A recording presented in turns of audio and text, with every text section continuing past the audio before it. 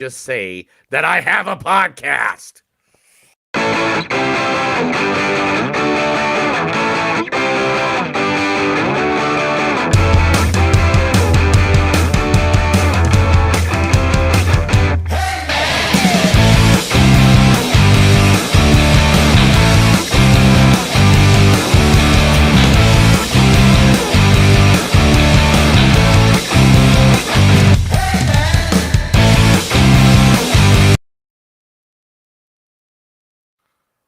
Well, quick question: if I stop cursing, and would they maybe put our episode on late at night when no one's listening, and we could play episode of music on the Chris, radio?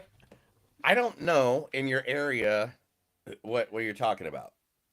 If I stop cursing, Oh, in my area, no, because none of our programming things, and to be honest, our alternative station, most of the best numbers are at night. What about talk radio? I don't know any talk radio people. Do you know? They don't do any talk radio, and then your station. I mean, we do. One station has sports. Okay, yeah. When there's no games on late at night, put an episode of our show on the sports channel. Yeah, late at night when no one's listening. Anyway, yes. Chris, yes. what? Then. What fantasies are we on? Maybe XM radio. Sirius XM would probably put us on. I don't know if I don't think my radio station would put us on. Not any of them. We're not as hip as we think we are, Chris. I know. But it'd be nice. Oh.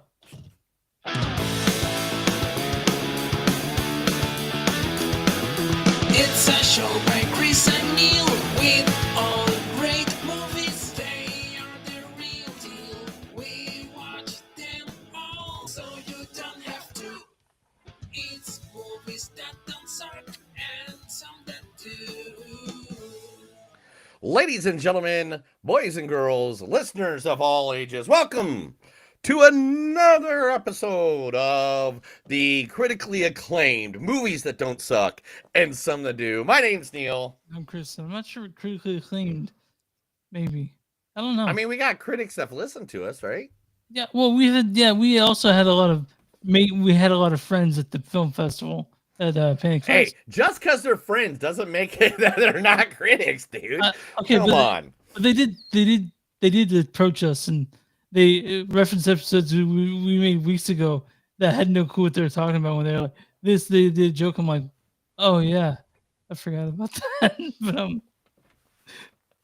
But Chris. All right, guys. Today is a movie of two movies at the theater. Usually we do a streaming one, but man, there are just so many movies. They're coming out. That are. I mean, it's summertime, bro. I mean, I don't know what to tell you. We know that 942, like Lilo and Stitch, is out now, and to be honest, I think that's the first live action Disney in a while where I'm kind of like, man, I kind of want to see that.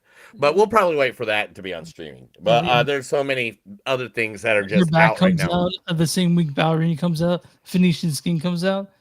I mean, Indiana Pacers come out. Yeah, if you don't know, guys, if you're listening to the podcast for the first time, I am from the right now I live in Oklahoma, but I am for most of my life from the Hoosier State, Indiana, and I am a Colts, Pacers, and fan. And yeah.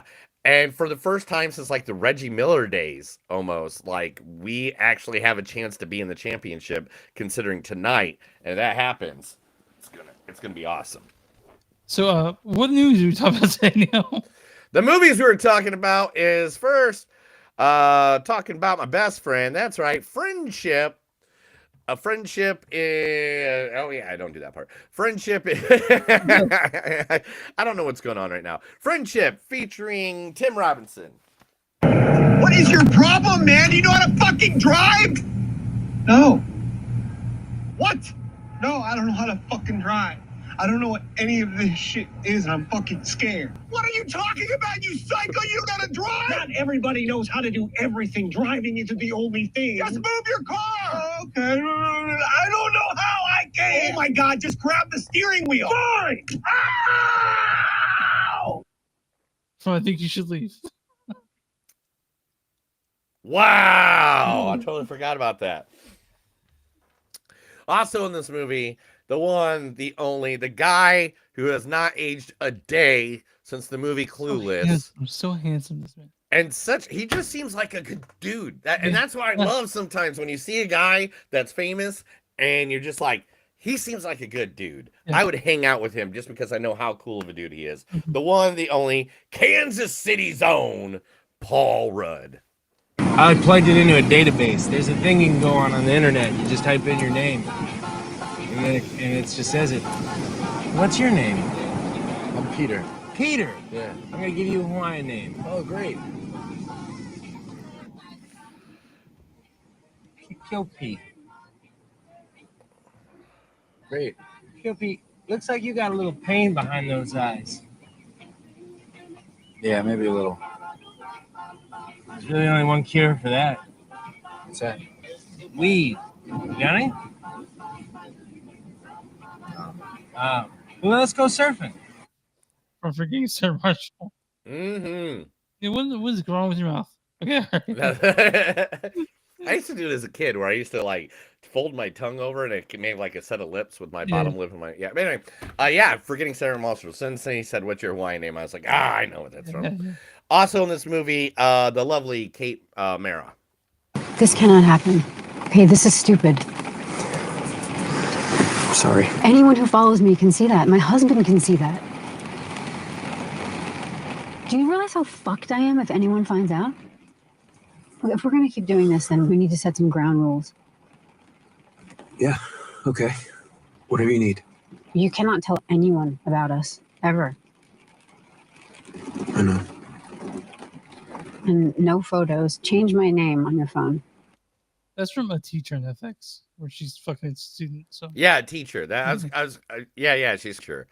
I was gonna be like, I thought you were gonna pull the one where she was having sex with Elliot Page. I mean, I'd like to see that, but it doesn't really matter. Yeah. What's the other?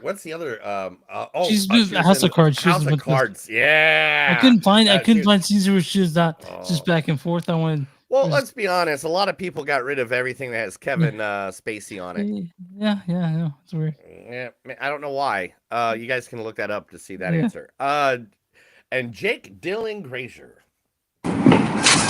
Oh, it's a long way down. Trust me, I speak from experience. Victor pushed me.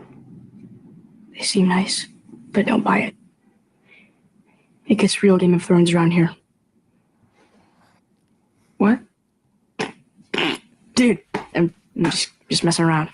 It's terminal cancer. I have 3 months. Kidding, again. You look at me and you're like, why so dark? You're a disabled foster kid. You've got it all. Shazam. Shazam, yeah. And that's going to be the people that are in the movie Friendship. We'll talk about that movie in just a minute. The second movie, the big blockbuster of the week, the one. Can you believe this is number 8? Like, look at that. That is all of them. Yeah, I mean, they say it's the final one, but do you think it is really, though? I mean, he's 63, bro. He's 62, but you're right. He still looks so 63. good. He was 63 as of last week. Okay, well, he's good. When the movie came out was his 63rd birthday. Okay. But the one, the only, the man who's been making this movie since 1996. So Chris, Mm-hmm. this is a little factoid. Are you ready? Right. Yeah, I'm ready. Yeah. Yeah. Are you ready for this?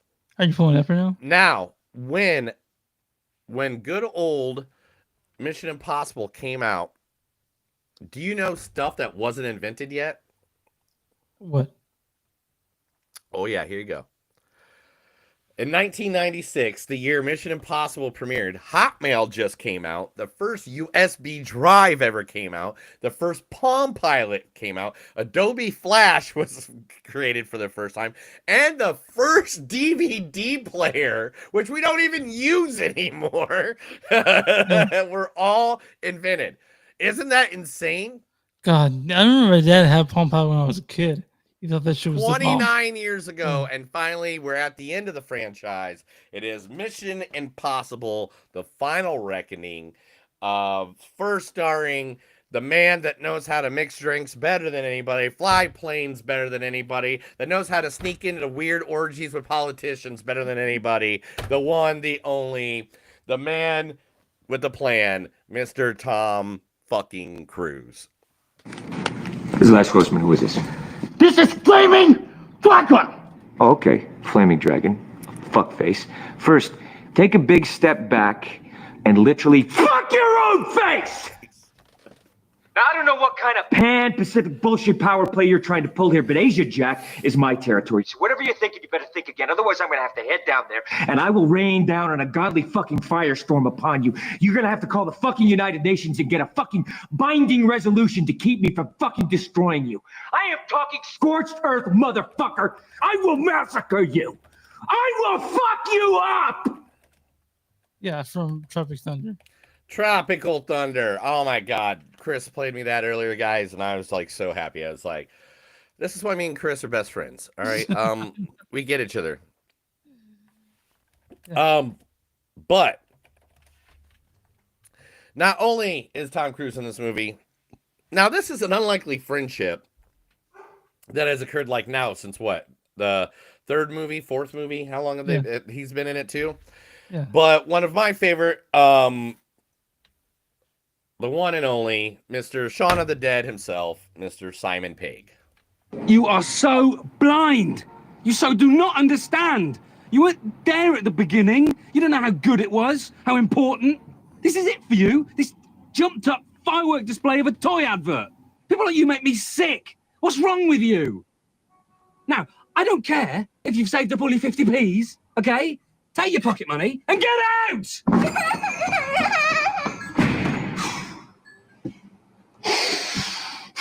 What a prick. From his series sitcom written called Spaced.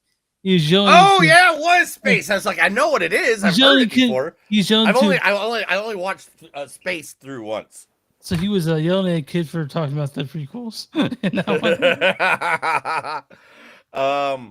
Also in this movie, one of my faves, man. I love this guy. Every time I see him in a movie, I enjoy it. Mr. Bang Rams. Night of the fight, you may feel a slight sting. I just came to see. That's pride fucking with you. Fuck pride. Pride only hurts. It never helps. Yeah, from Pulp Fiction. Pulp Fiction, one of the greatest movies of all time. I mean, if you were to say, like, I need, if I was going to watch, like, if I had to sit down and put 10 movies, that those are the only 10 movies Pulp Fiction I could, number. Pulp Fiction would be in there. Yeah. Because it's one of my favorite movies of all time. I watch it at least once or twice a year, honestly. I think I watched it like last week, to be honest. Also in this movie, Agent Carter herself, Haley Atwell. You think you know me, but I've never been more than what each of you has created. To you, I'm a stray kitten left on your doorstep to be protected. The secretary turned damsel in distress. The girl on the pedestal transformed into some daft whore. You're behaving like children. What's worse, what's far worse, is that this is just shoddy police work. Also from Agent Carter. So. I knew exactly because I've used that clip before. Oh yeah, we've used that clip before. I think it's because it's like we were searching so long. They're like, that's the one she talks the longest, I guess. Yeah. Who else in this, Neil? Palm Kliemtevchev. I think that's close enough. I think. No, that's the French pronunciation. I'm listening to it right now. It's the French pronunciation of her name. They are not for feeling doorways. I think they have something to do with my empathic abilities. What are those? If I touch someone, I can feel their feelings. You read minds? No, telepaths know thoughts. Empaths feel feelings. Emotions. Yeah, from that's Guardians of the Galaxy Volume 2. Oh yeah, because she played the wonderful, and she might be back too. The way I saw the casting for that movie, damn, There's just so much coming out. And then Isol Morels as well. I think it's Issei Morales. Issei Morales. I'm sorry, I didn't look at it. I had it in my brain, and yep. Sorry. Stop. See, Luis, I'm a believer that there are times when things are related in the universe. What do they call it in the movie with the dinosaurs? Ah, right, chaos. You see, the feds were snooping around, which caused you to make some piss poor attempt to cover your tracks, which allowed a shrewd person like Marty Bird to identify your shoddy work and thieving ways, which then inspires me to pursue Mr. Bird. And this allows me to dispense with you. Isn't that something? Huh? From Ozark, obviously. Yes, exactly. I thought that's what that was from. Recently I've been getting a lot of Ozark clips. Just showing up.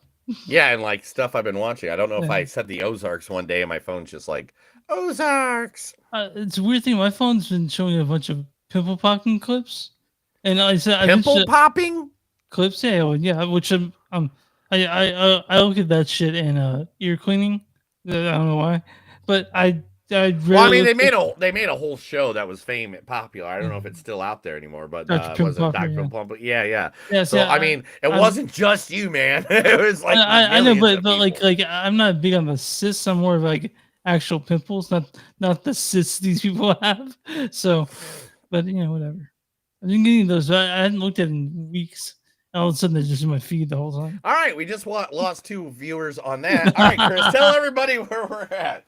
Find us on moviesonsuck.net. We're at facebook.com/moviesonsuck podcast. We're at Instagram at GS Podcast. We're on Blue Sky at Movies on Suck Podcast. We're at WTMnet.com, W2 Movies.net. You'll find us there along with a bunch of the podcasts. Search for Election Broadcasting on Spotify, and you'll find us there too. We're also on Patreon, patreon.com/movies don't suck. You guys want shirts? Go to TeePublic, search Blackwood Dash Productions. You'll find our shirts there along with other stuff Neil's made. If you guys want another way to find it, go to Bonfire Comics, search Movies Don't Suck, and something new. You'll find our shirt stuff there. I think the drinking game shirts on there too. And where you find podcasts, you will find Movies Don't Suck and something new. Neil, who are we talking about today? All right, today we're going to talk about Soma. But if we talk about Soma, first we got to talk about the Brute Hotel, which was originated in 1953. Right there, that is the Brute Hotel. That's cute. It was originally apartments in the 1953, but on the rooftop of good old Brute Hotel is a place called Soma. Now, Soma is a restaurant and entertainment place. Now, I took pictures of it because I was just out there last night. There I am. Woo! On top. Now look how cool this looks like from a different perspective. I mean, these are literally pictures I took of this cool atmosphere. I mean, we're right next to the river. It's like that's Taylor from Will Dorado. I was there last night, but it all just looks really relaxing. Cool place to go. Good vibe. They even have like July 4th dinner coming up, or you can it's $100 per person, but it's like an luau dinner with like the view and Tulsa fireworks show that you can see, and cocktails and beers. I mean, the people there are just super nice, and look at the food. I mean, the food is like, look at that. That's like ridiculous. Yeah, it's world class food. I mean, look at that. Look at that charcuterie. Oh man, now you just look at that hummus. No. But they were all cool. Will Dorado played last night there. They were cool guys, and we just had a good time. And so if you're here in Tulsa and you come here and you want a good view, a place to sit down, they're open 7 days a week. Oh man, I had it all set up so I could just say that right off the back of my head. Where's it at? Where you at? They're open up all 7 days a week. Brunch 8 a.m. to 2 p.m. Monday through Thursday, and then 3 to 5 p.m. just for drinks, 5 p.m. to 10 for dinner, and that's literally the whole time. And then it's 9 to 2 on Friday, Saturday. Then it's 9 to 2 on Sunday, with all the times exactly the same on the other ones. But literally, great people, great service. The people there were awesome. I mean, I didn't even know place existed. Didn't know. I didn't know. I do. And the thing is, none of us knew it existed. Like, none of us at the radio station I work at really knew it existed. And we show up and we're like, damn, this place is fat. Because it's not downtown. It's a little bit, it's next to the river. So it's not downtown like where most of the other stuff is. Yeah. And oh man, good time. You guys can look it up on you can go to Facebook at Soma. Just look up Soma Tulsa, and you can go to somatulsa.com. And those are is it Soma Tulsa? Yeah, somatulsa.com to look up all, like, they have yoga you can go. There's bands coming up. There's, what else we got? Floating sound bath. What is a floating sound bath? You should find out. Wow. Let's go. Do you want to go to a floating sound bath? I mean, it sounds expensive.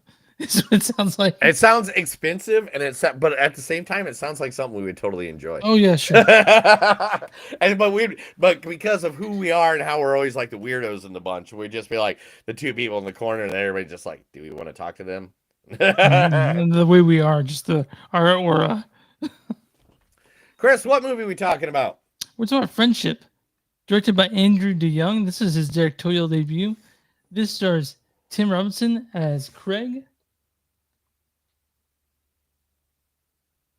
What is your problem, man? You know how to fucking drive? No. What? No, I don't know how to fucking drive. Also, Paul Rudd is Austin. I plugged it into a database. There's a thing you can go on the internet. You just type in your name. Kate Mara plays Tammy. This cannot happen. And Jack Dylan Grazer plays Steven. Oh, it's a long way down. Why don't you go read the storyline for Friendship? Friendship. Two guys kill each other after they meet each other's moms. No, that's not it. That's not it, guys. I'm joking. That's joking. That's a completely different movie. That's this porno my friend Topher showed me. Anyway, a suburban dad falls hard for his charismatic new neighbor. That's all you need to know. This is like a really long episode. I think you should leave now. With Tim Robinson. It's the exact same sort of comedy, right? Man, was this a comedy? I mean, yeah, but it made you cringe like almost the whole time. Like, not just cringe, but I was just like, I feel uncomfortable, and I get that's the point, though. That's the point. But it got to the point where I almost wanted to leave the theater. You were just like, oh, yeah. I was like, I don't want to watch this anymore. Like, that's it. It wasn't like, it was, all right. I love the concept and I love the idea and I like it.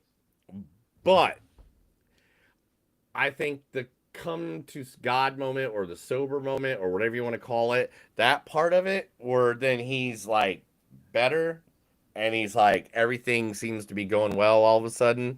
That moment, you know what I'm talking about? That moment in this movie? Uh-huh.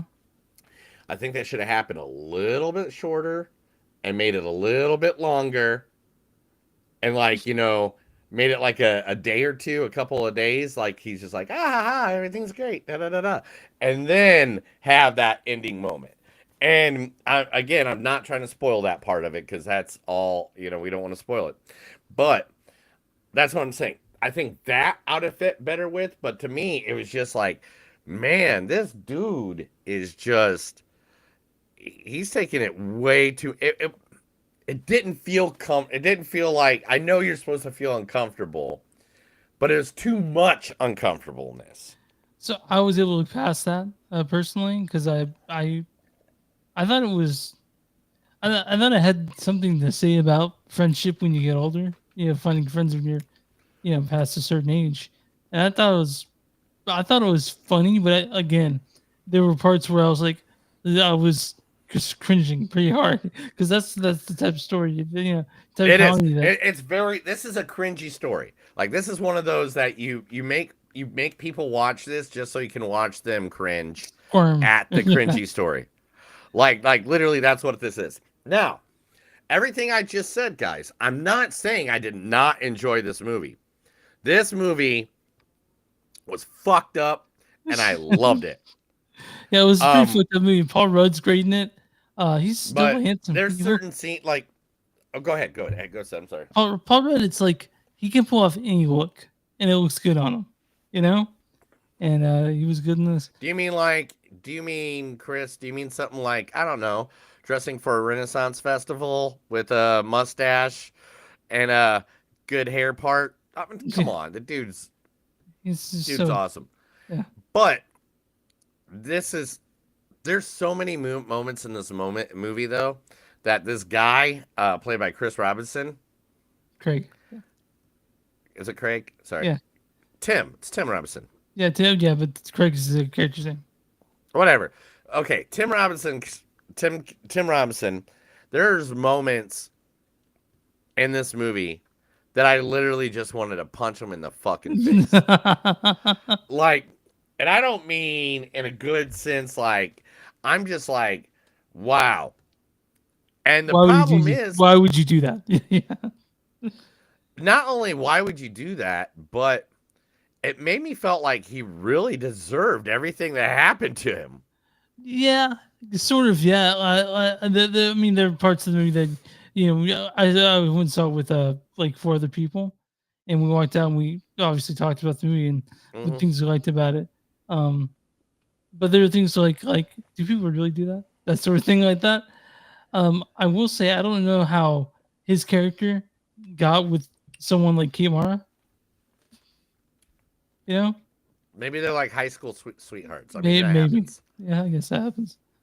But I mean, there's some really funny parts of this movie. Really, I really enjoyed it. You'll see nothing else like this. People were saying "I love you, man" for sickos. It's not even close to that movie. It's not even close to that. No. Just because Paul Rudd's in both, I'm gonna say that's the only reason someone said that. No. This is not that. This is nothing like I Love You, Man. This has its own feeling and it has its own emotions to this. This is just like one of those movies that the best way to describe this, people, is like when you see a movie and there's that moment in there where you kind of cringe because the character did something so stupid or something. That's the whole fucking movie. Like, I go, that is literally the entire fucking movie until a certain end, to about the last 20, 30 minutes, 20 minutes. Yeah, maybe. Yeah, somewhere like that, right about 20 minutes. Yeah. And that's what I'm saying. I wish that would have been a little bit longer, so it gave you false hope. Because it never gave me false hope. It gave me like when everything got better, I was like, no. Yeah, how long is this gonna last? No, well, I knew something was happening. We'll talk about that off air, but it was I really think that if you took the steps to make it look like everything was gonna be better, and they kind of were opening that door. I don't know, but I don't want to go too much into detail. But still, very good movie.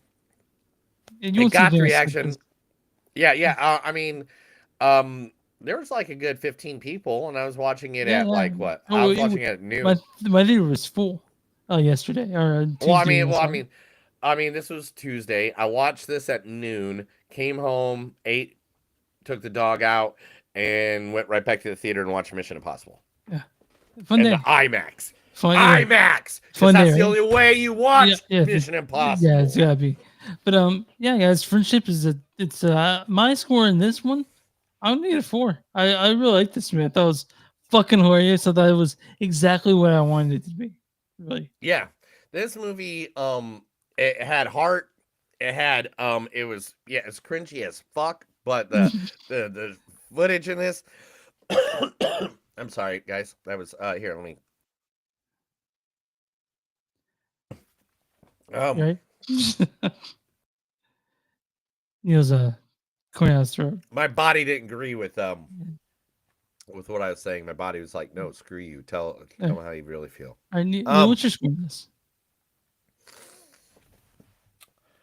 Man, I really think the come to light situation should have happened just a little bit earlier, and I think they should have stretched it out a little bit more. Because then I feel like what happens at the end would have been more of a bigger surprise to me.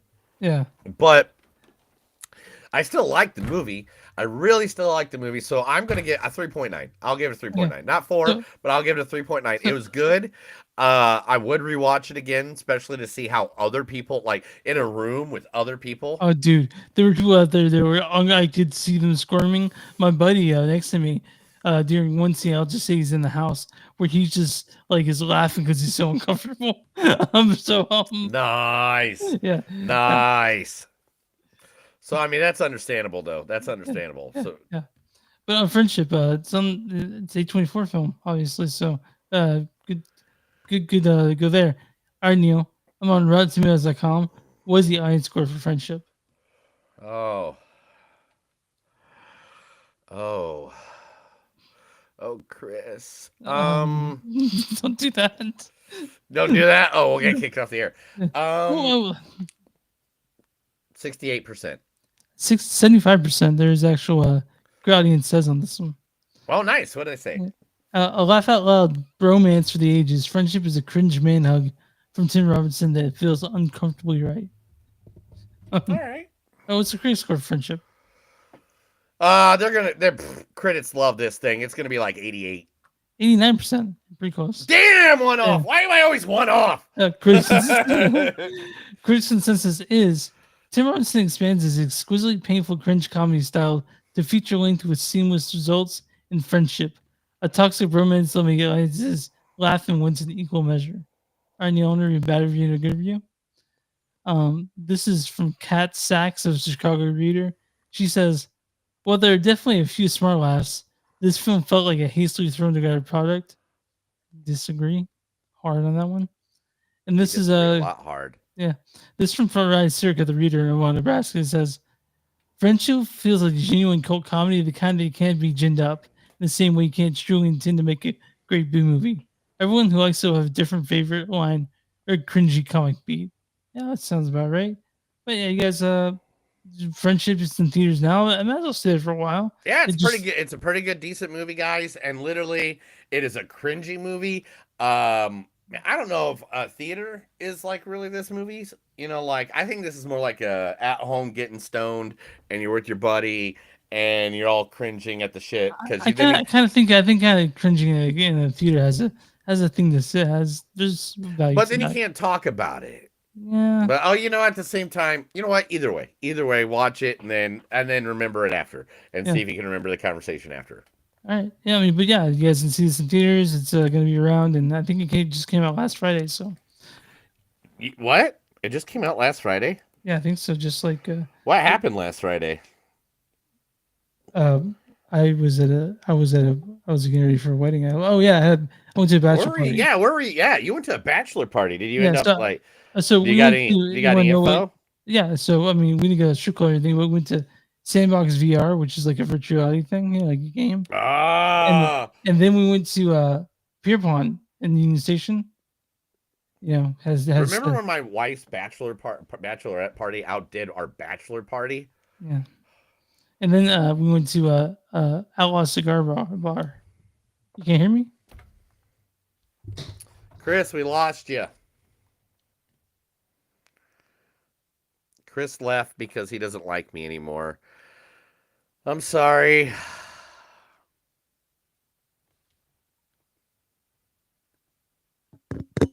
Can you hear me now? Nope. I can hear. It shows up Nothing. on. It shows up on this thing. Are you? You can't hear me either? I can hear you fine. I can't hear you at all.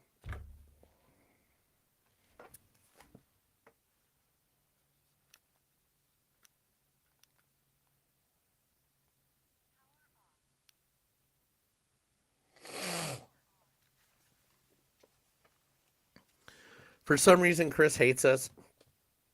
I'm sorry, guys. I blame science.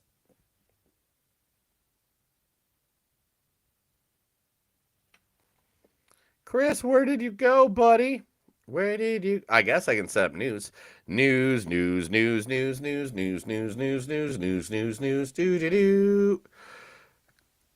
Chris? Yeah.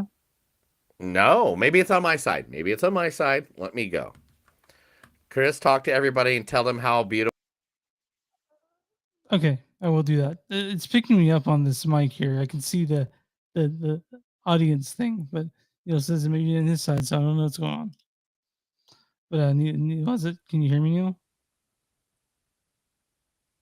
Are you sure there's anything mute on your computer? Nothing. Let me make sure it's you because I just came in and out, so I don't know what to do. But it's showing it. I can't hear you.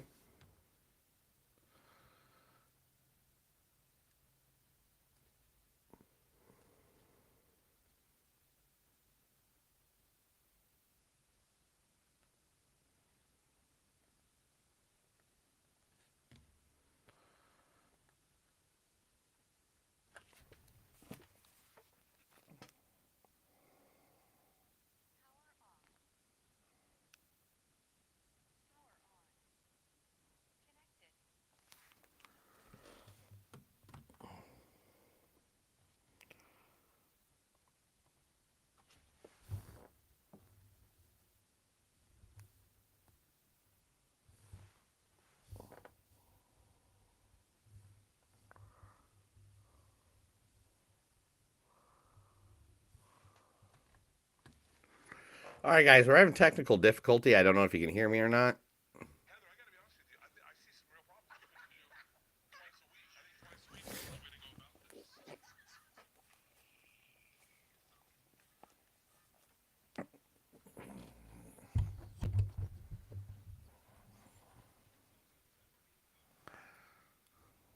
All right, guys, sorry about that. So we're having some problems with our technology and everything. I heard Chris this time, so maybe it'll work. Can you hear me? Yeah, woo! I hate when that happens. Okay, I do too. All right, It's all your fault. This is the movies that don't suck and something to do news. I'm about to read a bunch of stuff to Chris because if he doesn't like it, too bad. Wait a minute. Are you playing the music still? Talk. Can you hear me? I think it's these headphones, bro. I don't think it's you. Give me a second. Okay. Sorry about this, guys. I love you all.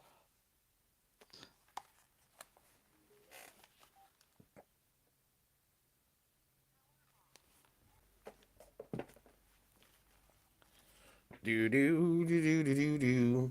I have my spares right here. Can you say something? Yeah, Neil, I can talk and. Oh, they're already connected. Good. Okay. All right. I got my old ones. Ha ha. I don't know why. I think it's these. I think these went out, bud. Oh, so I had no issues with them. No, I know. Yeah, I think it's my headphones went out because I couldn't hear anything on. I went to YouTube real quick and I couldn't hear anything. So then I turned them off and on again, and then it was starting to play again. But you're gone. So already at that time. Okay. I don't know. Weird.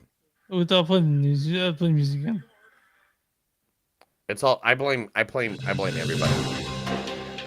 This is the movies that don't suck and some of them news. Chris loves me because I rub him in Jello, and that's why he lets me read things to him. Sorry about that, guys. Sorry about that whole situation. All right, love you guys. All right, so Colin Trevorrow, the guy who directed Jurassic World, he's going to be leaving the world of dinosaurs behind. Because you know why? Because he doesn't want to do more dino stuff? I don't know. No, he wants to do aliens.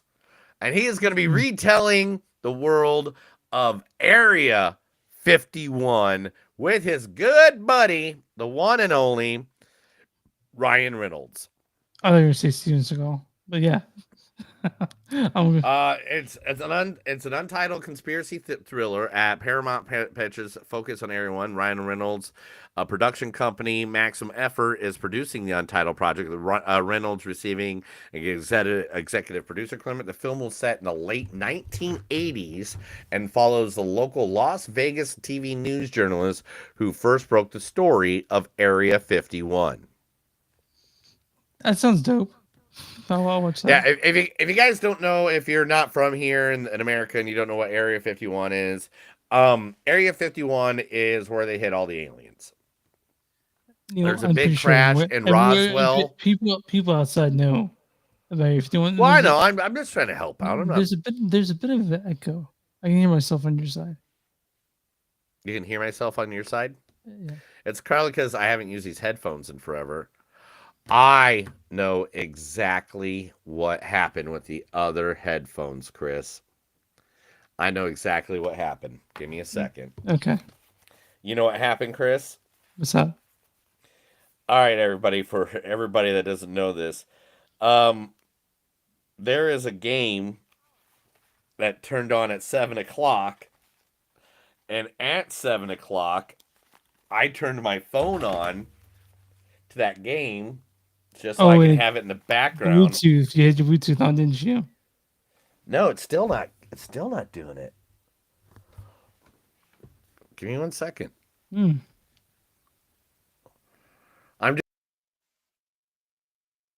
just trying to fix technology, people. I don't want him to have an echo. And way up loud.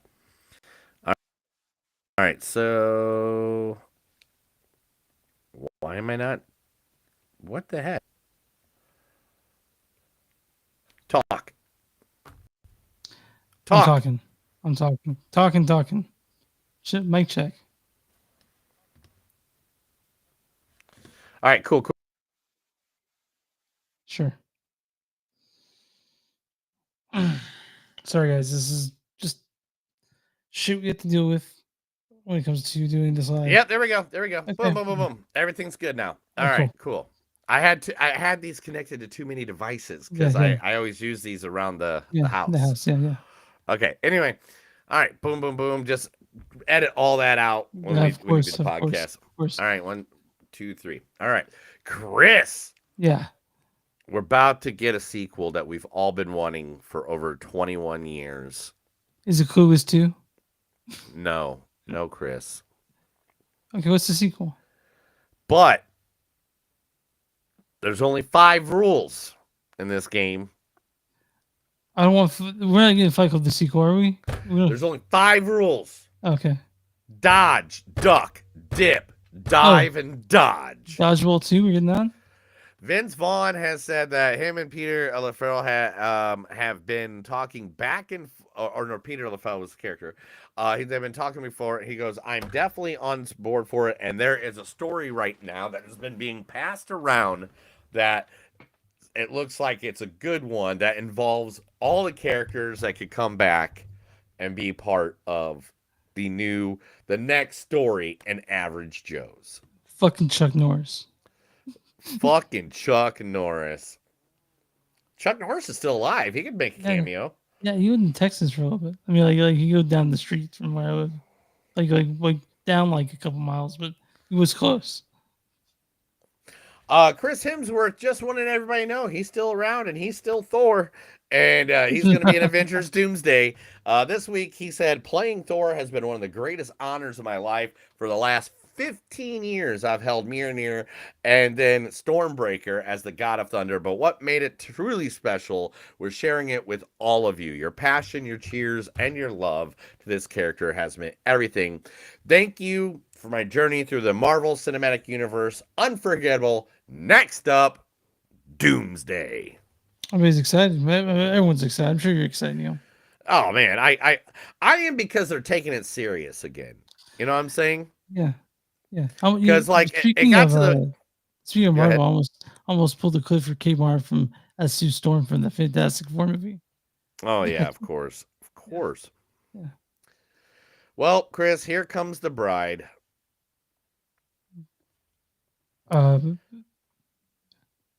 Two of comedy's greats this weekend have become in-laws to each other. Oh, who let the dog out? Woof. That was Woof. Yeah, I know. That was honey. Anyway, so two comedy greats this weekend, their son and daughter got married, and so now they are related to each other. That's right. Eddie Murphy and Martin Lawrence Eddie Murphy's son got married to Martin Lawrence's daughter, and so they are now Oh, related. that's cute, right? Right. It's Yeah. like, I mean, do you think Martin Lawrence is going straight to Eddie really quick? Like, hey man, we related. Hook a brother up. Like, What if that? I mean, What if Jaden dated like Martin Lawrence's kid, like Jaden Smith? Like, what if it was like Will who Smith's was the kid? other one that got married that I was really is Kurt Cobain's daughter? Yeah, I forget who. And was it Heath Ledger's son or no? I'm gonna get this up. No, you look that up while I'm Okay. grabbing up the next story. Okay. Talking about Eddie Murphy. Eddie Murphy's got a new action comedy.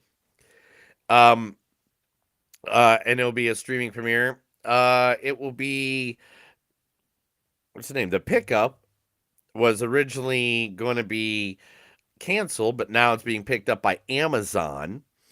The Pickup centers on a routine cash pickup that takes an unexpected turn with two oddly paired armored truck drivers, Russell, played by Murphy, and Travis, played by Pete Davidson, are ambushed by rough criminals, led by the mastermind Zoe. So, I mean, that's a group of people right there. I mean, you got sounds fun. Kiki Palmer, Pete Davidson, and Eddie Murphy. I mean, that's a comedy.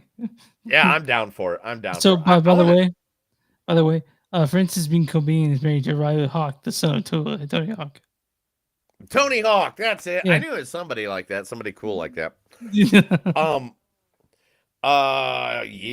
woo, woo, eat. Anyway, did you know Pete Davidson is having all his tattoos removed? Yeah, I thought that was kind of lame, personally. But yeah, I knew that. I don't think it's lame. I think he was young. He made some decisions that he was not proud of, and he doesn't want to go through life looking like that. Fine. I mean, you know how much that hurts, bro? Yeah. I mean, all right. Mackie Monroe has exited the movie Brides, their new Dracula-inspired thriller from Chloe Akinoa. Taking her place is Olivia Cooke, best known for her days as the role as Elise Hightower in The House of Dragons. This movie was announced last year. Monroe is now off the project due to scheduling conflict with the romantic drama Reminders of Him, which is being adapted from Colin Hoover novel by director Vanessa Caswell. So, she, if you don't, in addition to that, the House of Dragons, the lady also played in Ready Player One, Bates Motel. If you didn't know, she's the girl in Ready Player One with, the thing on her face. Oh yeah, the she thinks is horrific, but she's always still a beautiful girl. They're like, thought you were looking at this interesting scar I have. I'm like, she's still hot as fuck. You're like, I don't know why anyone would be sad. Yeah. So, yeah. And I'm not disappointed. All right, now we're going to talk about 2 movie delays. Okay. Oh, well, of course. Delay number 1. Constantine number 2 is being delayed because Keanu is like, no, not good enough. He says, the guy directing it, what's his name? Because James Gunn's involved. What's the name of the director? What's the name of the director, Chris? I don't know, Neil. You look it up. Okay. Why don't you ever know everything for me? Sorry, man. Constantine director, right? The original one. 2005 film was directed by Francis Lawrence. This is Stormare. Peter Stormare. Yeah, Peter Stormare. There it is. Oh yeah, right at the same time you said it. I found it finally. Stormare said, told the direct website, it's a lot back and forth because I think Keanu, which I know pretty good at this point, is not so happy with the scripts. And usually what comes out of the studios, because the first one wasn't that successful in the beginning, it became a sleeper until it became a cult movie. And now it's one of those biggest cult movies ever. But to do a sequel, the studios want to have, cars flying in the air, and they want to have people doing flip-flops and fighting and all that kind of action scenes. And you don't. That movie was good because it's dark, gritty, and realistic to the point where it's not realistic. Yeah. So Peter Stormare played Lucifer in the original, which is funny because he's super Christian. Yeah, he was such a good Lucifer. Such a good Lucifer. Yeah, yeah. It's pretty good. You know how to play down with the devil. The other delay that we're having is Ready or Not 2. Oh, really? I was literally looking forward to that one. Now, the reason being is Vanderbilt, James Vanderbilt, said that the reason being is that we got two different scripts and we got two different ways of going with this, and they don't want it to make it like a copy. They don't want to do a Final Destination, you know, where it's like a copy of a copy every time. They want to make an original story that has these characters, or at least has the main character with what's her name? Samara Weaving. Samara Weaving. Yeah, Samara Weaving. I mean, they already got Elijah Wood, Sarah Michelle Gellar, David Krogenberg, Sean Hodson, Kevin Donroyd, all signed up for it. So they're just trying to make sure they got a good script to make sure people don't get tired of it. They don't want it to be repeating things. Right. Right? Yeah. Chris, have you thought to yourself, man, what could I do with David Lynch's coffee maker? I hope it'd make weird coffee. or like mind-bending coffee. The awesome director who passed away earlier this year, his home was full of a lot of treasures. Mm-hmm. And now the whole house is going up for auction on June 18th, 2025. You can look up, I think they just said, is it in person? Are they selling silverware? Because I would like to have a spoon that David Lynch had. But yeah, there is like everything. There's everything from stuff from Twin Peaks, Eraserhead, Mulan Drive, Blue Velvet, and all the above is going up on the auction block. And you can go to Julian's. That's it. It's Julian's auction items. There's videos on YouTube that you can follow, and Turner Classic Movies are involved with it as well. So if you want some David Lynch stuff, get some David Lynch stuff. Hey Chris, what musical were you think? We all want a fork from. I want his brush, I want his hairbrush. Anyway, what was that the other day? You told me you're like, man, there's a musical. I really wish it wasn't just 1 and 2. You wish there's a third one of. I don't remember that. You told me this the other day. I don't remember. Yeah, you said I want Mamma Mia 3, and we are getting Mamma Mia 3, and who they're looking to be the main, because in the first one it's Meryl Streep, and the second one it is Amanda Seyfried. Is it Seyfried? What's her name? Amanda Seyfried. Yeah, but this time we're not going to get an actor who they're going to train to sing. This time we're going to get a singer that they're going to train to act. Sabrina Carpenter, this is my espresso, fame, will be the one that will be trying to be taking the reins. That makes sense to me. Mark Meller and John Romano Jr., if you don't know them, they're the ones who created Kick-Ass. They are going to be joining back together for a new comic book movie called Psychic Sam. The series will revolve around a man who knows about murders before they happen, with a voice in his head telling him the name and address of future killers. Producer Ivan Akison, best known for Guy Ritchie films like The Gentleman and the Ministry of Ungentlemanly Warfare. That's fun. And is going to be a part of it. And it's about a guy with a big gun who goes out and solves problems. He hears voices in his head, and then he kills bad guys. That's a pretty simple way to put it, but it sounds pretty cool.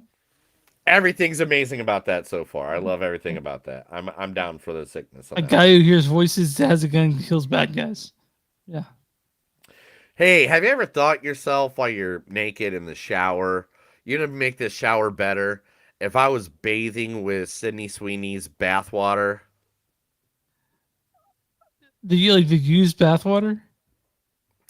Sasquatch Soap is making Okay. a 5,000 bars of Sydney Sweet called What is it called? I want to make sure I'm getting the name right. It is called. Oh man, I had a picture of it earlier. Oh, I lost the picture. All right, I think it's called Sydney Sweeney's bathwater. Oh, Bathwater Bliss goes Okay, on so sale. Goes on sale Friday, June 6th. There's only 5,000 bars, and it's not 100%, but the water made to make the soap is literally bath water from Sydney Sweeney. that sounds disgusting though. Doesn't it like she washed off in that and like here's a bathwater? I don't know, man. I think that's creepy as fuck. Yeah, it's But creepy. It's gross. but who am I to judge people? Right. Over there, dudes doing this and jerking off with it. Disgusting. But cool, Sasquatch. Way to make it weird for people. The Voltron movie has wrapped filming. And the Amazon people are like, look, no one said we're not going to theaters. That was made up rumors. Stop that. Our live action, and then exactly the statement released from them was Voltron movie wrapped. Our live action movie, Voltron, has officially wrapped production, and we're thrilled with how it all went. I've been with the franchise for years and proudly say that this will be the Voltron experience our fans have been dreaming of. There's been some chatter out there about plans for the film's launch, and that would like to assure you when the official plans are set for the film, you'll be the first to hear from us. Stay with us. I promise it'll be worth the wait. Bob and the Voltron team. Oh, that's nice. I know. I mean, it's like at least we know now that we're not. At least we know that we're not. We might still get it in the theater. All right. This has nothing to do with movies, but it's just cool. The first crossover in 20 years for DC Marvel's happening. And it's going to be Batman versus Deadpool. Whoa. I mean, who would win though, right? It's got to be Deadpool, right? It's Batman every time. I don't know about that. We'll see. Batman wins every time. You know, Jingle Bells, Batman smells, Robin Laydeck. It doesn't matter. Still won. Anyway, it'll be coming out in 2026. So they haven't an exact date, but that is what they're going to be doing. Yay! It's a comic book, right? Comic book or like cartoon? Or what is it? Yeah. It is a really good comic book. It's a comic book. Okay. It's going to be comic book. All right, here we go. We got the last couple coming up. One, the movie franchise that's never going to happen. Not now. Kevin Costner is now being taken to court, getting sued over adding a rape scene that wasn't in the original storyline for Horizon 2. Wait, you just say a rape scene? Yes. Huh. Due to the unplanned nature of the scene, the suit also reveals that no intimacy coordinator was on set, which is now contractual requirements. Let's see. It's a sexual harassment suit by the movie's stunt performers over an unrehearsed and unexpected sexual assault scene. Yeah, I would imagine that's fucked up to have. The movie stunt coordinator at that point said, "On that day, I was left exposed, unprotected, and deeply betrayed by a system that promised safety and professionalism." That's fucked up. That's fucked up. Daredevil season 2 has been filmed, and Christina Ritter has been seen on the set. So that means Jessica Jones is coming back, baby. Ooh, what about Luke Cage? He's come back? I don't know that they just said that. It just said that. Okay. 2 documentaries in the next year are going to be coming out about 2 legends. Amazon is doing John Candy. It'll be coming out sometime in 2026. Yeah, And at the end of this year, a legacy documentary with everybody from Rob Zombie to other horror greats in it will be based on the king of horror himself, the man that you say his name and everybody thinks automatically horror movies. You want me to guess? Yeah, Wes Craven. Way bigger.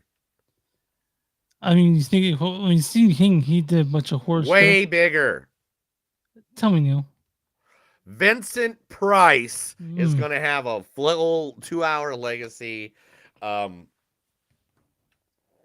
Speaking of documentary biographies, have you watched any of that Pee Wee Herman documentary that came out on HBO? I watched the first 20 minutes of it. First 20, 30 minutes, and then I got interrupted, and I haven't gone back yet. Yeah, I haven't had it. time. This week has been nuts. Yeah. But damn, New York's up by 10. Anyway. But it's just the beginning of the game. That was about it. Anyway. And last but not least, reported this week, in the 1980s, there's a lot of a substance going around called cocaine. Crack cocaine? Yeah, crack cocaine. No, just crack. cocaine. Just cocaine. Oh, so yeah, so he's correct when it comes to the 80s. Okay. This director, or is it director? No, Barry Diller. I don't know who Barry Diller is. The iconic. Okay. But Barry Diller has informed people in the Anderson Cooper interview what the most coked out movie of all time was in the 1980s. What movie do you think it was? In the 80s? In the 80s. I don't know, man. Tell me. Oh, wait, hold on. Isn't it Animal House? See, that's what you think. You'd think something like that, right? Yeah. Popeye the Sailor Man. Now, this is what he said in the interview. They were actually shipping in film cans at the time. Film cans would be sent to LA for daily processing. This was shot in Maleta. And we found out that the film cans were actually being used to ship cocaine back to the to the filming. And so that filled. So you're talking, you know how big a film can is, bro? Yeah. So I'm just thinking, Robin Williams, he probably did a lot of cocaine back in those days. He did a lot. No. Yeah. He's never denied that. He's never denied. He quit it in like the mid 90s. He's never denied that he did shit tons of cocaine. And then it's funny at the same time, like after reading this story, I don't know if I said cocaine too many times or whatever. Then I heard a story from Mark Maron where he talks about him and Sam Kinnishaw. Yeah. Kinnison ended up at some coke dealer's house at like 4 a.m. in the morning. Yeah, Sam used to hang out with Sam Kinison, but Mark used to hang out with Sam Kinison. They actually left Houston to get away from that sort of thing because he's starting to go crazy. So good for Mark. That's insane. That's insane. But that's the last story of the day, man. Let's get to it. Let's get to the big movie, the big blockbuster of the week. That was me reading a bunch of stuff to Chris with my illiterate brain messing up at least 17 different names. That's why you got me, Neil. That's why you got me. That sort of thing. So let's talk about Mission Impossible. Director Christopher McQuarrie, he's actually been part of the thing since Rogue Nation. He actually directed Jack Reacher in 2012, so he's been working with Tom Cruise a while. This stars... I love Jack Reacher. Yeah, this stars Tom Cruise as Ethan Hunt. Respect the cock. This stars... Oh, sorry. That was not the one you played earlier, but go for it. Go for it. That's awesome. Keep going. Okay. We're at the end. At this point, they're not going to kick us off. No. This stars Ving Rhames as Luther Stickle. Night of the fight, you may feel a slight sting. Haley Atwell as Grace. You think you know me? Issei Morales as Gabriel. Stop. See, Luis, I'm a believer. Palm Clementif as Paris. They're not for feeling door. And also, what else do I have on here? Simon Pegg. Sorry.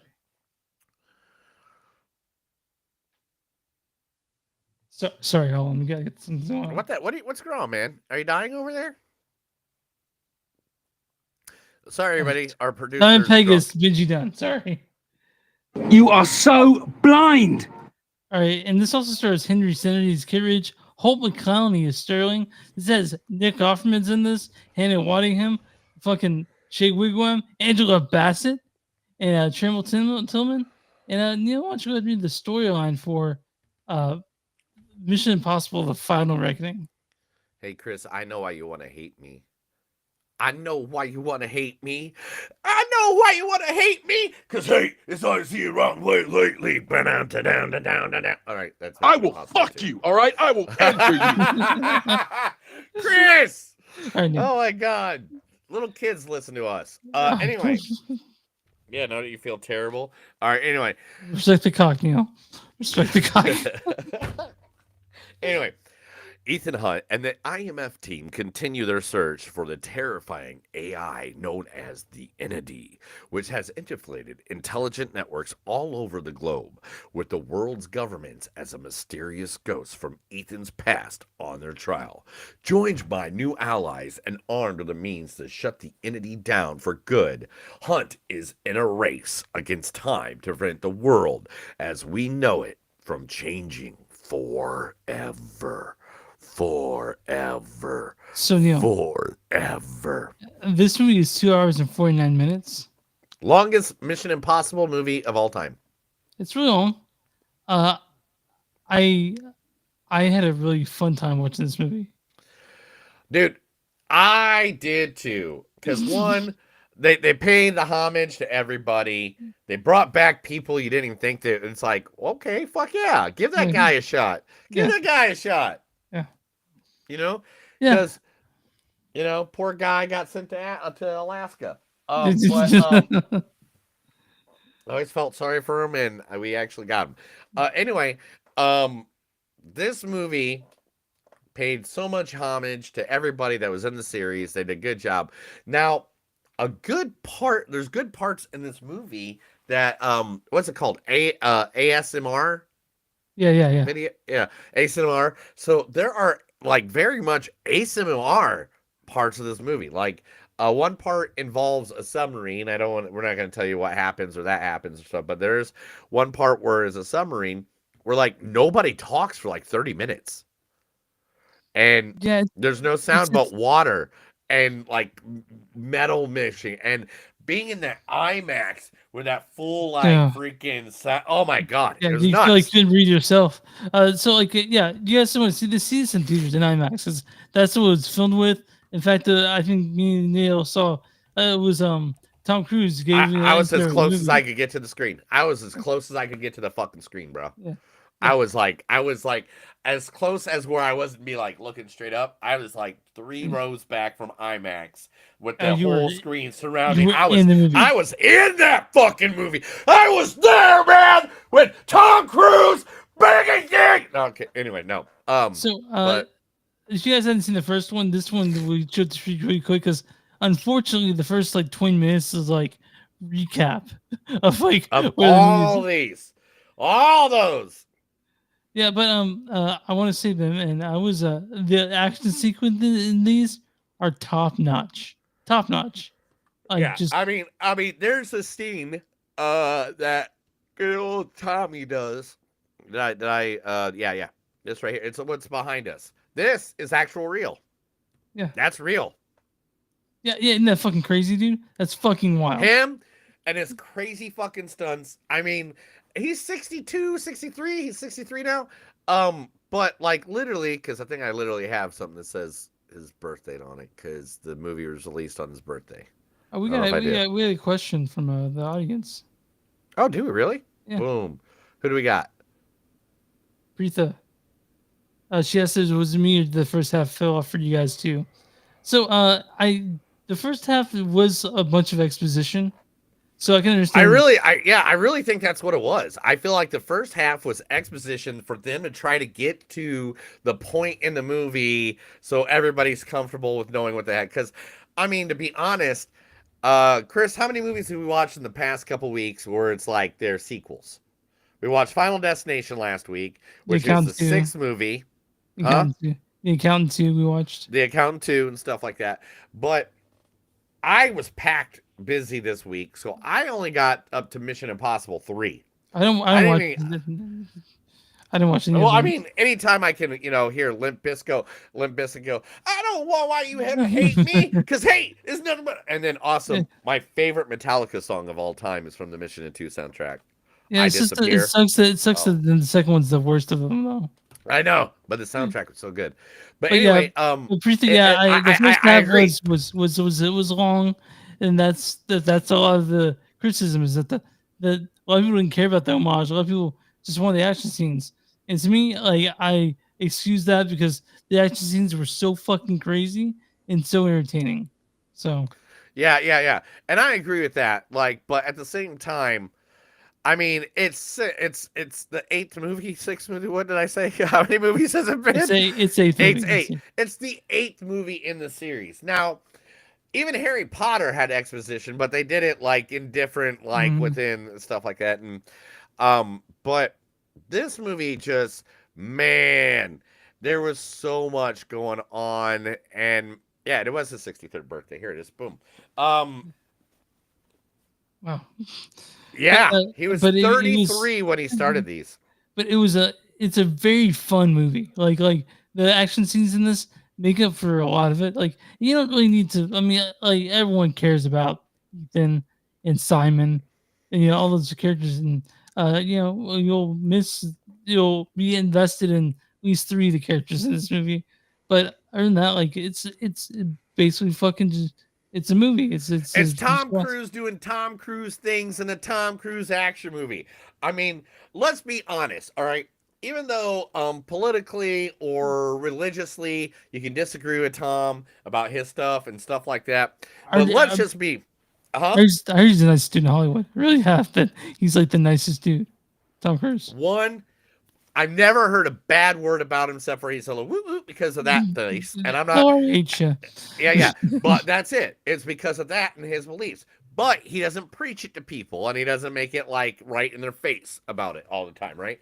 And two, and whatever happened, what happened. Anyway, but we have to all agree at some point, Tom Cruise is one of the most psychotic, fucking crazy, awesome action stars of all time. Like the stuff he does for the movie was just insane.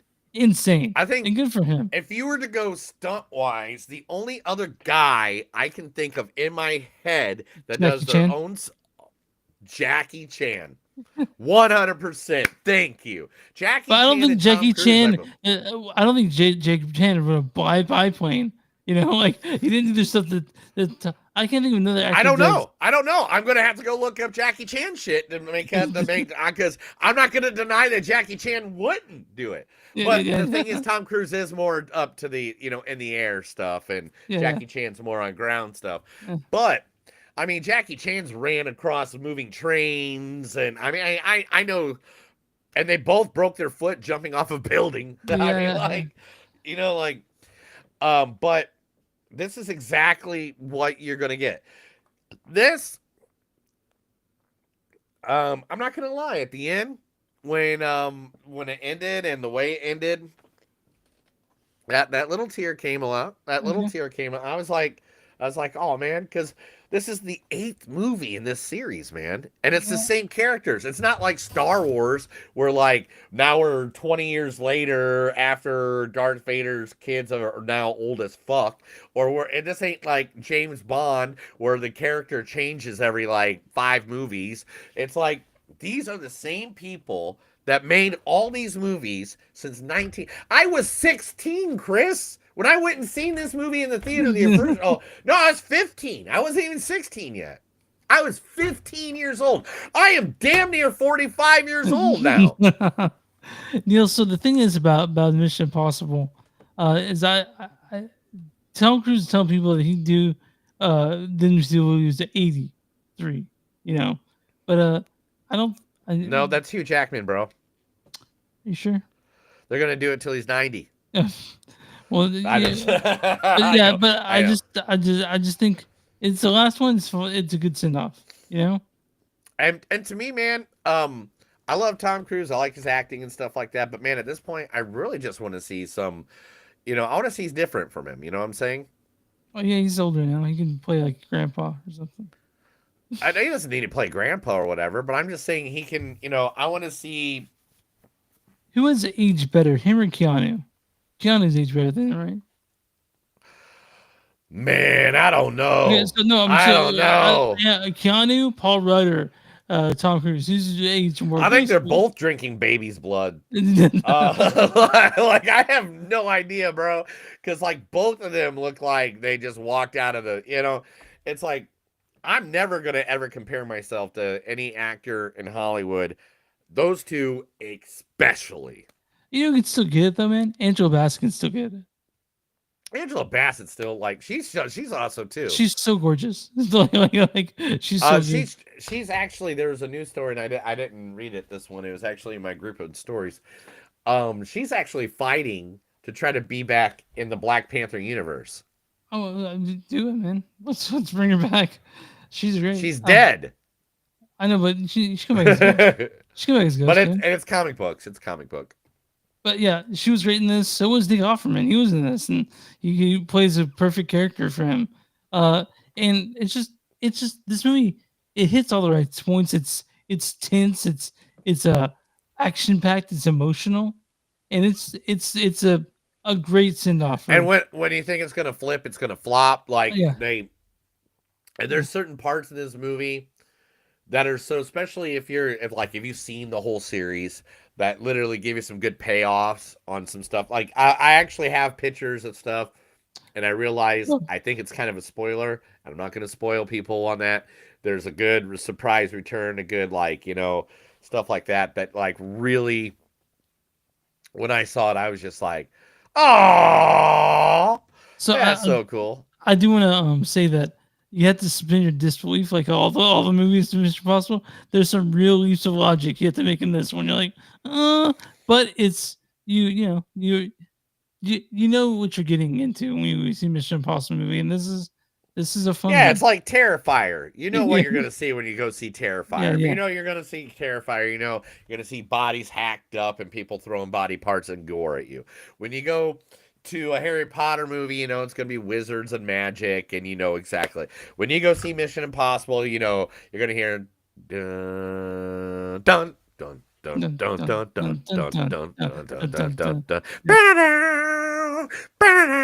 You gotta keep the dun dun dun going. Sorry, but we're not like, perfectly on time, so but I gotta say, man, this was I had a lot of fun watching this movie. I've heard people say it's too long. Whatever, I was into it. It didn't feel like 3 hours to me. It felt like it wasn't 3 hours. hours. It's only 2 hours and 40 minutes. 49 minutes. But still, hey guys, it's the end of an 8-movie franchise.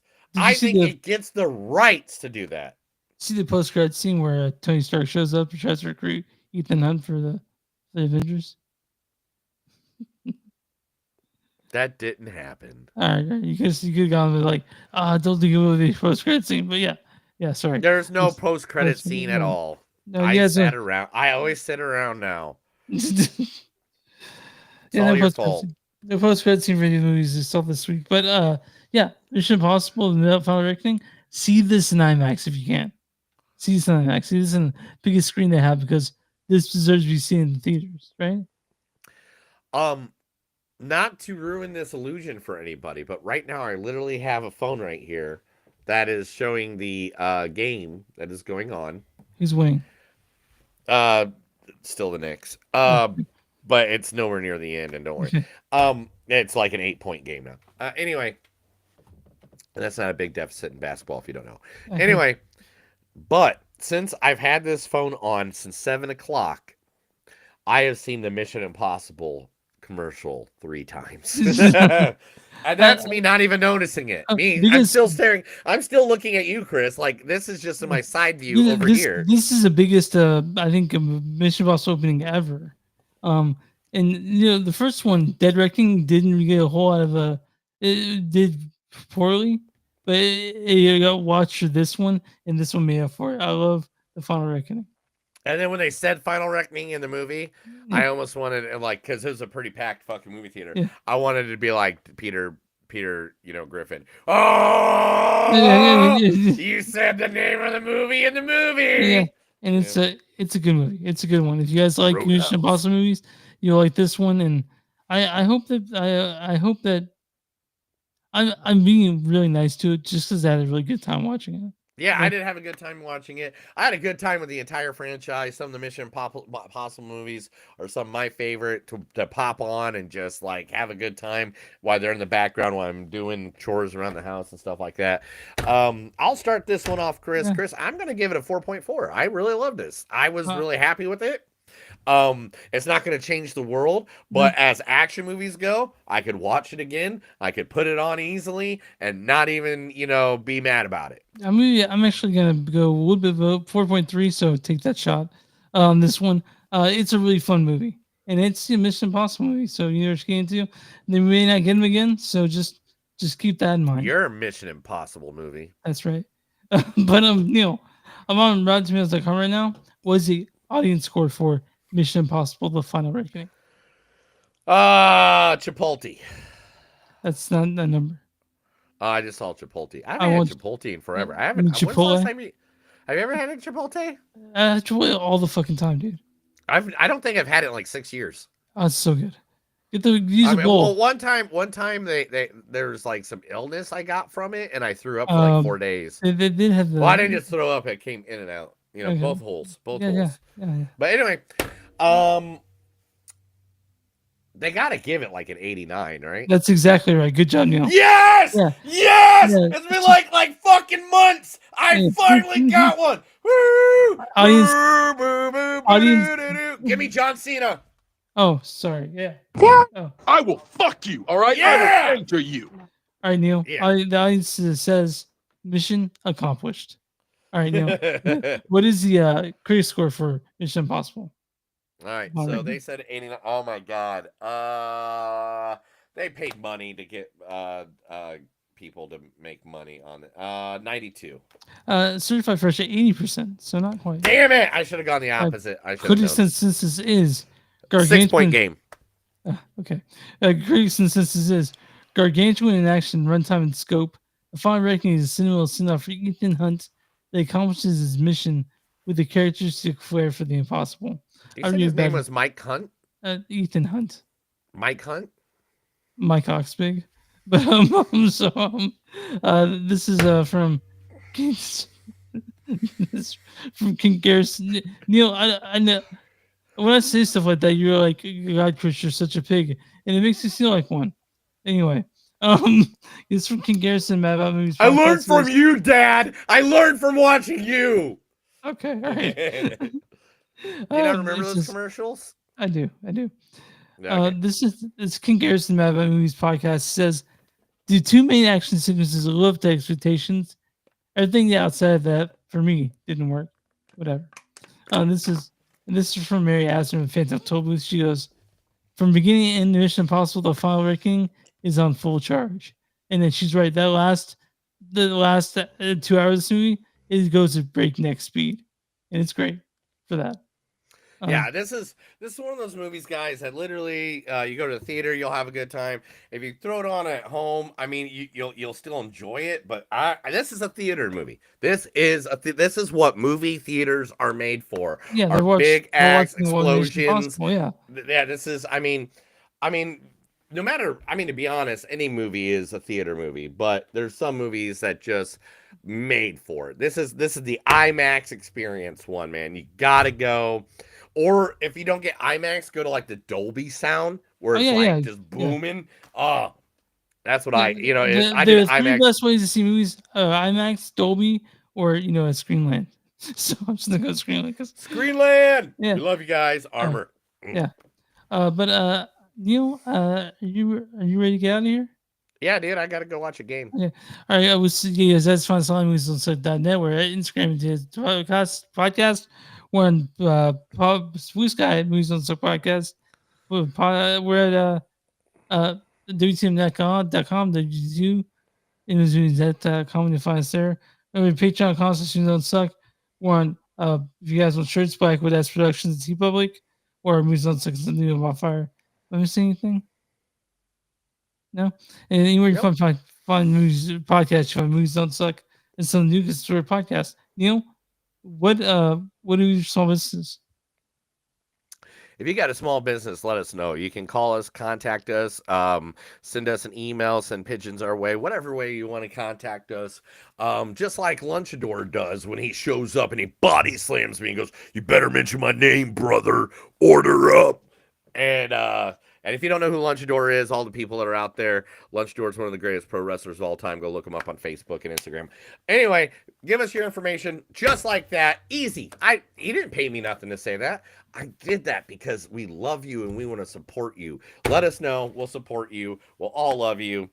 That's it. Let's get the out of this place. That's another episode of Movies That Sunk and Some That Do. My name's Neil. And I'm Chris. And remember, guys, no matter how hard you try in life, find that new friendship. Believe me, if you're like us over the age of 40, sometimes that is a mission I'm not impossible. 40 yet. You're 47, Chris. No, I'm Tell 30, everybody. I'm Damn 39, it, Chris. I'm 39 on. Don't fuck on up my June outro.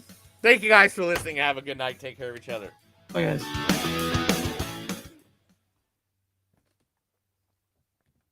Gosh, it's a 14 deficit now. Oh, sorry, dude. Oh, my God. Oh, but it's not even halftime. All right. Thanks for watching, guys. Thank you for watching, everybody. There's like 14, 15 people on right now. Thank you, guys. Thanks for being a part of the movie world. Just like, oh, man, I butcher names. Chris, you got this one. Preetha. Just like Preetha did, you ask questions at any time. We're going to answer them. We're going to pop you in there and we're going to make you part of the conversation because that's what we want. We want movie geeks talking about movies. We want people to have a good time having that conversation. So anytime you ever come back, make sure to jump in, add your information, talk to us. We want to talk to you. We just want you all to know we love you all. Have a good day. Make sure to take care of each other. And remember that that's what community is about. Have a good day. Thank you.